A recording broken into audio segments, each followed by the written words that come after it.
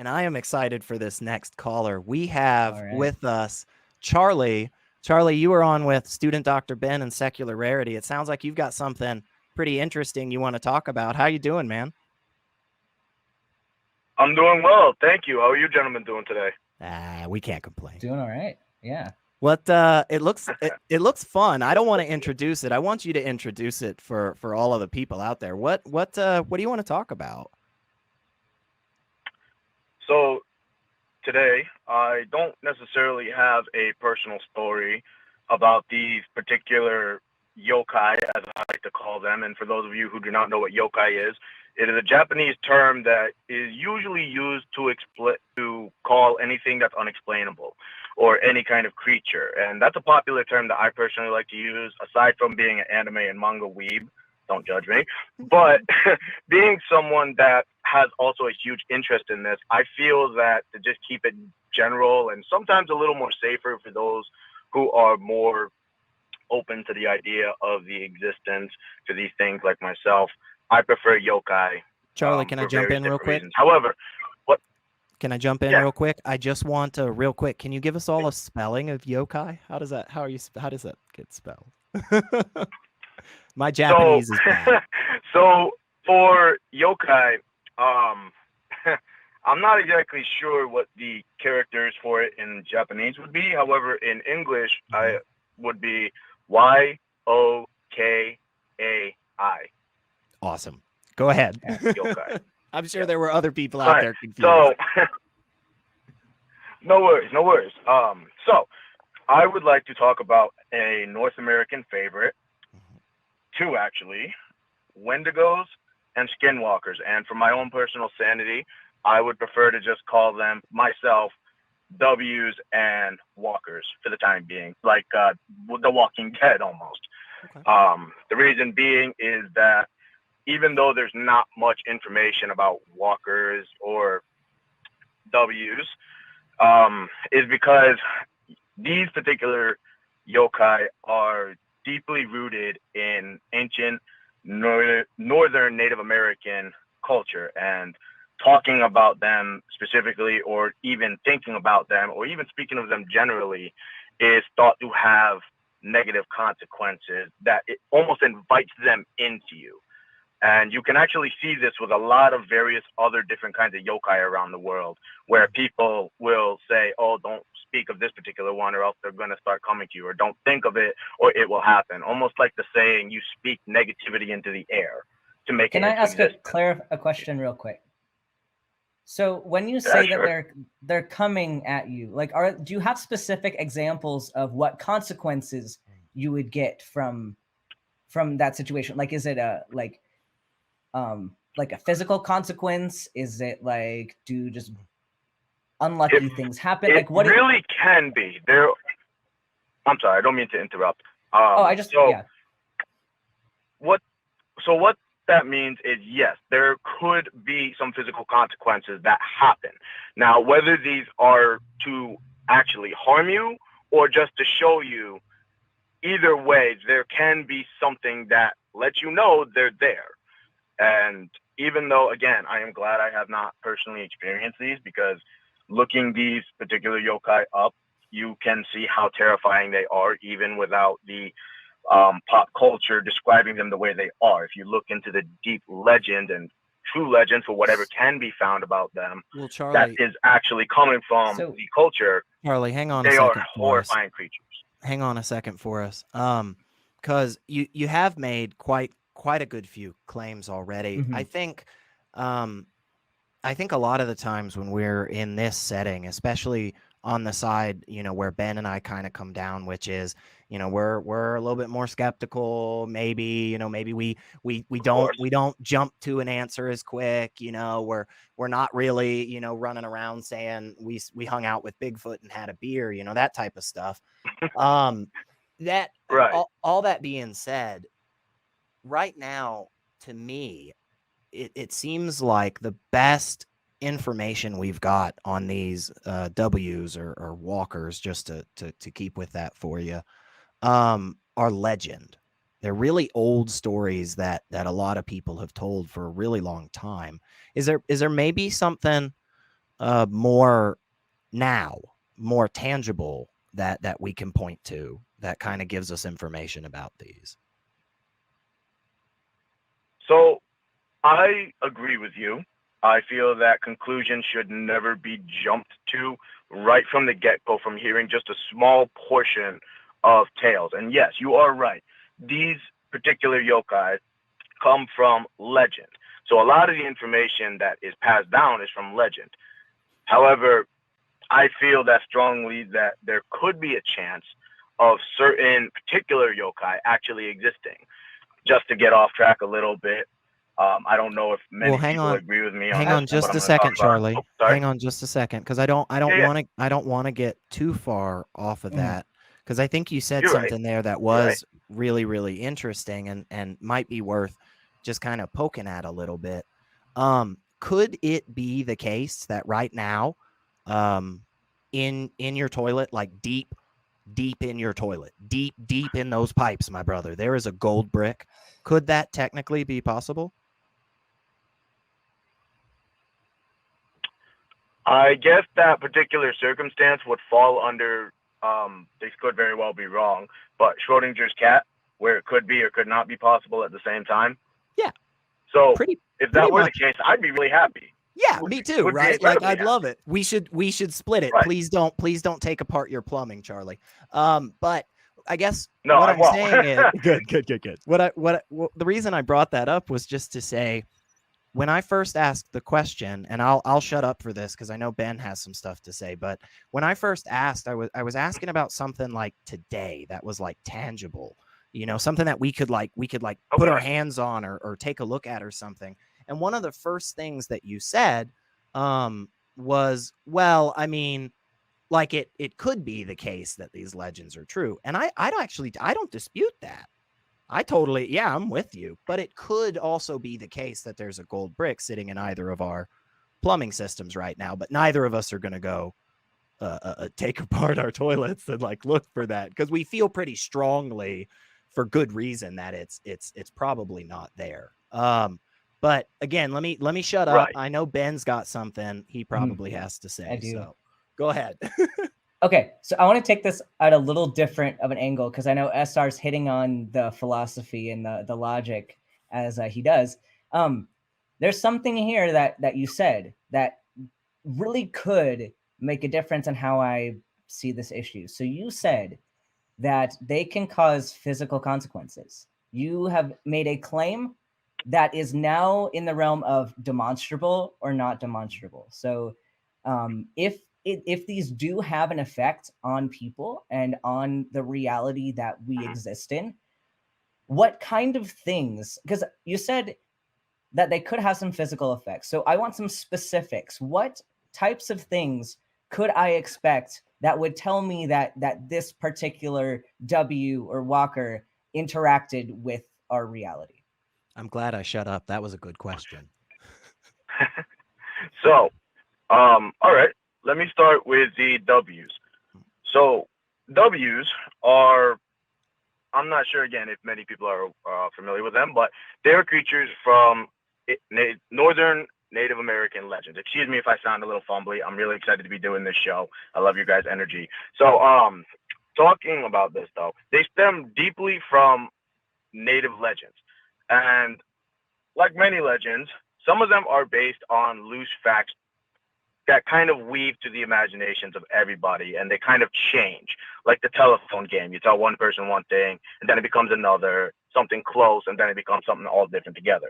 W's are actually considered to be people at one point who had been driven to madness either by greed, starvation, so they will eat other flesh. And that's how a W is particularly, I guess, for lack of a better term, created. So they stem from cannibalism, which is something that we have seen in society for many encounters, and throughout the world, cultures have different terms for W's, which are almost the same with different physical appearances. So in that sense, a cannibal could very well technically be considered a W. But for pop culture, W's are creatures that are disfigured and morphed with bones showing, antlers, deer skin, deer skulls. They changed so much about pop culture, but the root of it still started from cannibalism. Okay, so I want to address something really quick because I want to make sure that we're not straw manning you in our approach to this conversation. In your belief, like with the information you are bringing to us, do you see these W's as like a spiritual entity, or do you see them as a physical entity? What specifically are we talking about? So specifically, we are talking about it in general. I'm personally not trying to convince anybody. I don't feel the need to try and convince somebody because there are definitely many poke holes to go through this. I'm particularly just talking about fruit for the mind and could these exist and how did they come to be in this day and age? If I could real quick though, Charlie, if I could, just because I want you to know that this is safe and fertile ground here. I think both Ben and I very much, and please don't let me speak for you, Ben. Tell me if I'm way off base here. But I think Ben and I very much would like to go to bed tonight. And if there are W's and walkers, I think we want to go to bed accepting that those things are real.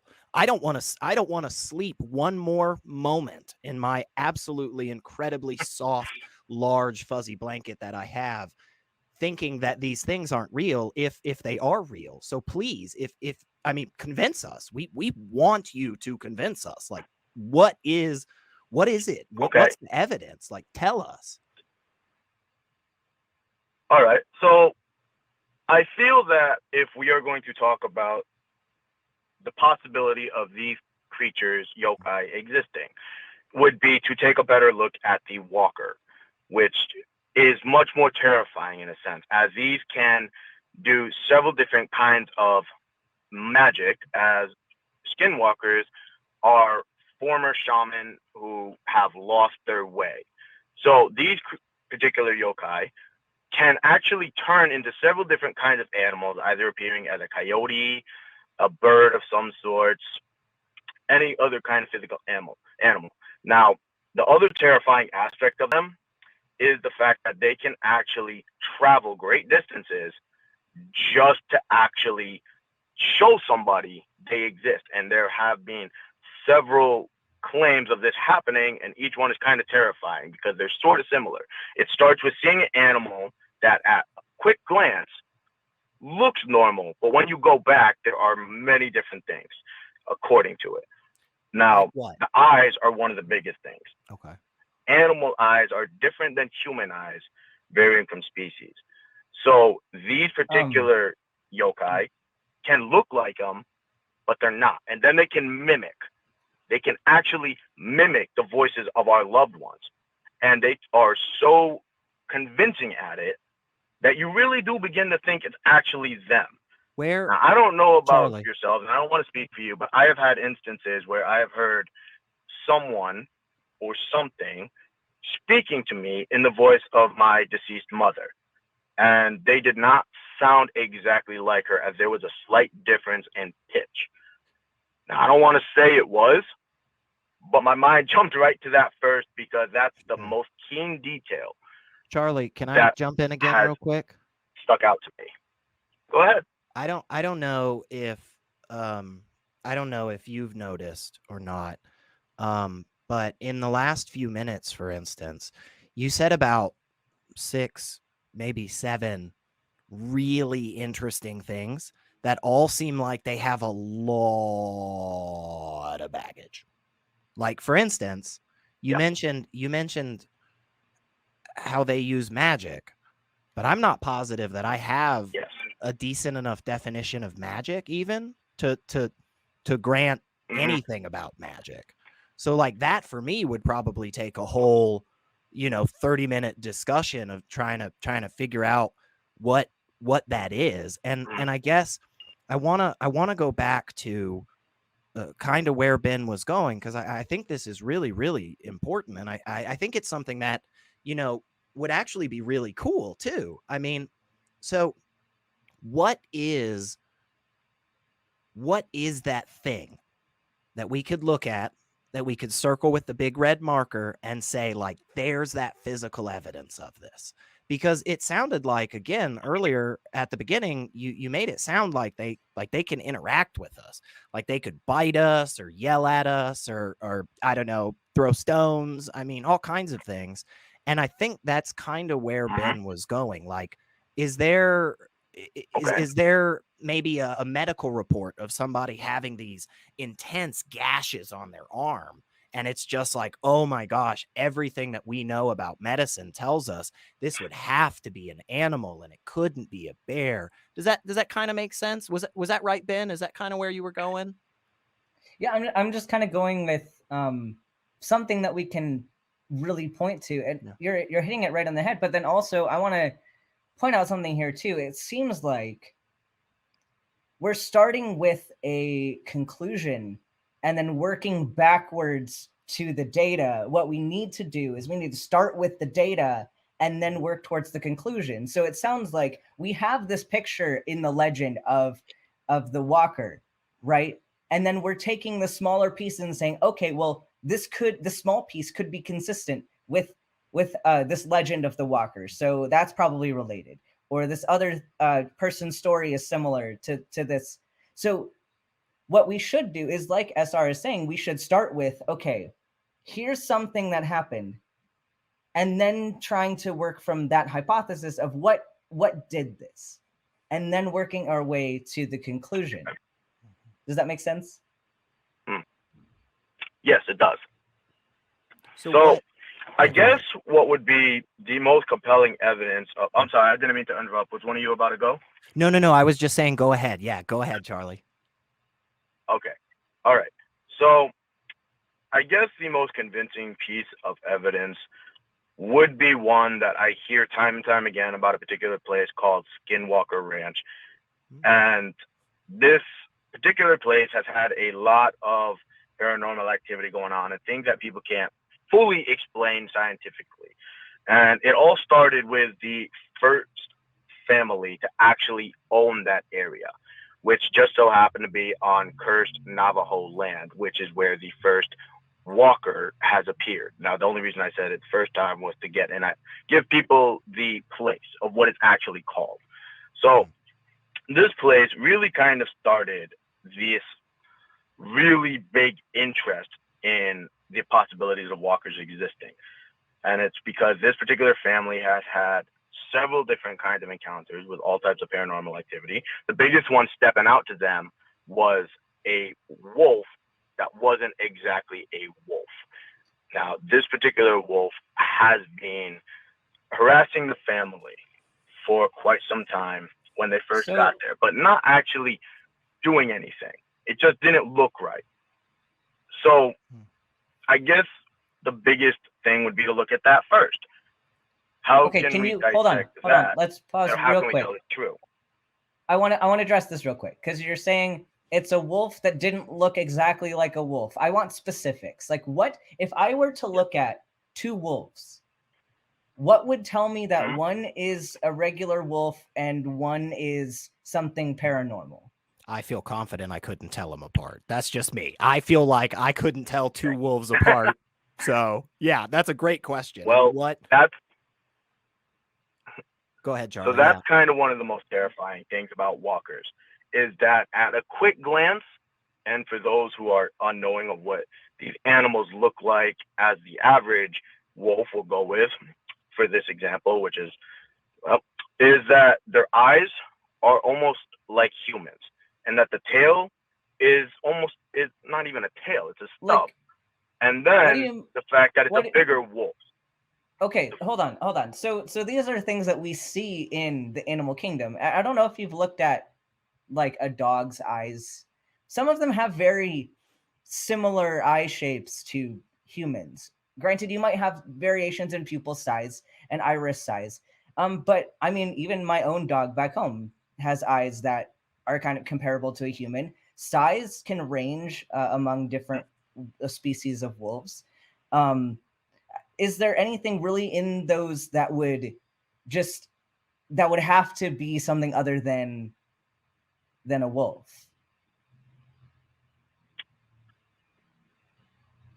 I guess the best way to put it when it comes to that, and again, I've had no personal experiences, all just coming from other stories and people sharing similarities between them, is that when you look into the eyes of these particular walkers who take in the shape of a wolf, it's not so much that, how do I explain this? This has always been tough to explain. This is why I'm glad I chose to be on the show and talk, and this is the one that rolled.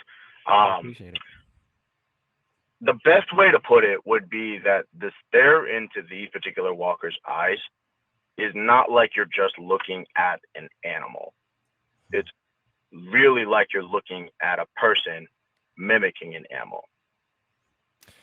I know that doesn't fully click, but that's the only way I can really explain it. Can we pause it right there, Charlie? Because I think that might be a great place to pause it and give us a freaking call back, man. Because let me tell you, this is interesting stuff, and there is a lot here that I think we can really get into, and there's a lot of really cool people that would love to do that. But I think that's a good place for us to pause, because I think you said something there that oftentimes encapsulates where I land in a lot of these discussions. And that is, I know it doesn't really make sense, but it kind of does. Maybe, right? Sort of, kind of. If you, yes. And I think when we have those experiences, when we come up to something like our first caller today, where we don't know what the heck it is at the end of the day, well, that's just where we are. I mean, we just don't know. And if one of the criteria for us to determine whether or not something is true, if we really don't have a good understanding of what that criteria is, that seems like it's going to be hard to get to that place of knowledge, doesn't it? Of course, and it does come from my standpoint of never having an experience with one. Sure. Although I'm sure someone who has would be able to better explain it than myself. Oh, I think you did a great job, Charlie. Speaking of the interest of the idea. Yeah, I think you did an awesome job, and it was a super fun time. And before we let you go and try to grab these last couple of calls, I'm gonna let Ben finish up again, because honestly, he's just fucking amazing. So Ben, what do you got for us? I just want to give you a little piece of homework, since I really hope that you are going to call in again. But one last question that I have for you that I'm sure whoever's hosting next time that you call in will be happy to address with you. Since you haven't experienced these yourself, I want you to think about what convinced you about these other people's stories. Because then maybe what convinced you is going to convince other people. Mm-hmm. And just take that and think about it. And then you know where we are, Charlie. Every Tuesday at 7 p.m. This awesome channel. So we really appreciate you. Most definitely. I appreciate you guys. Thank you for having me. I promise I'll be a little more better next time. You did great. Oh, thank you for your call. Thank you again for having me. See ya. Of course. Okay, Ben, I just have to say this. First off, you're amazing. But the homework thing, that's my stuff, bro. Okay. I'm sorry, dude. Calm down on that now. Okay. I don't have much to live for in life, and that's the one thing. That's what does it. So